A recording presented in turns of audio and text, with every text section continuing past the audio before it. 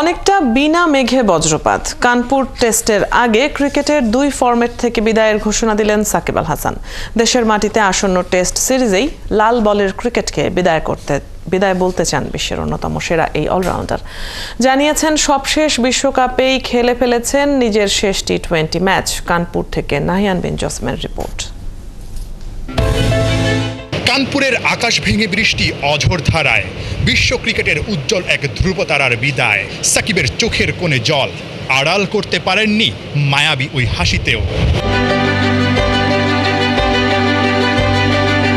সবাইকে অবাক করে প্রি ম্যাচ প্রেস কনফারেন্সে ক্যাপ্টেন শান্তর বদলে মুখের রহস্যমাখা হাসি নিয়ে হাজির সাকিব। কে জানে, হয়তো বুকে জমে থাকা পাথর নামাতে নিজেই চেয়েছিলেন সবার মুখোমুখি হতে, কিন্তু কে জানতো মুখে অমন স্নিগ্ধ হাসি দিয়েই সাকিব বিদায় বলবেন 2 ফরম্যাটের ক্রিকেটকেই।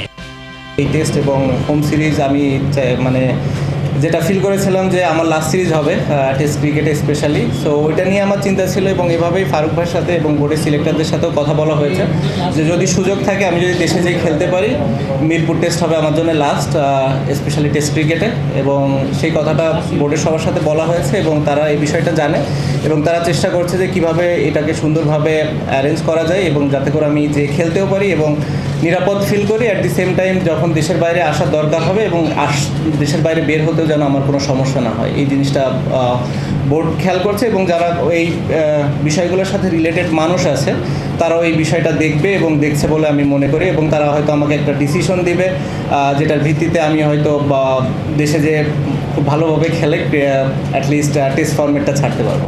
সাকিব সবসময় থাকতে চেয়েছিলেন ড্রাইভিং সিটে। নবাবের বেশে বিশ্ব ক্রিকেট কাঁপানো সাকিব হয়তো চাননি ক্যারিয়ারের গোধূলি লগ্নে ড্রাইভিং সিট থেকে প্যাসেঞ্জার সিটে নিজেকে দেখতে। প্রশ্ন ছিল, বুকে জমানো কষ্ট নিয়ে কি বিদায় বলছেন ক্রিকেটকে?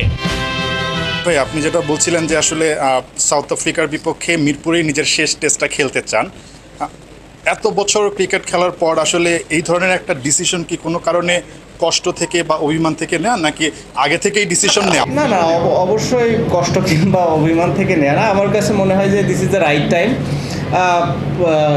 মুভ অন করার জন্যে এবং নতুনদের আসার সুযোগ তৈরি করে দেওয়ার জন্যে।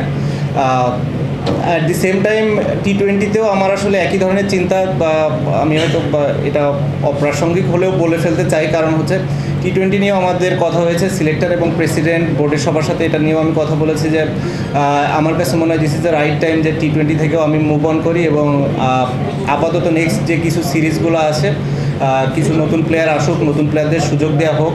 অ্যাট দি সেম টাইম আমি যদি ফ্র্যাঞ্চাইজি লিগ খেলাগুলোর সুযোগ পাই, এখানে ভালো করতে থাকি, 6 মাস 1 বছর পরে যদি কখনো মনে করে বিসিবি যে হ্যাঁ না এখানে টি20তে আমার কন্ট্রিবিউট করার একটা সুযোগ আছে, আমি পারফর্ম করছি এবং ফিট আছি, দেন আমরা ডিসাইড করতে পারি। বাট অ্যাট দিস মোমেন্ট আমি নিজেকে অন্তত টি20তে দেখছি না।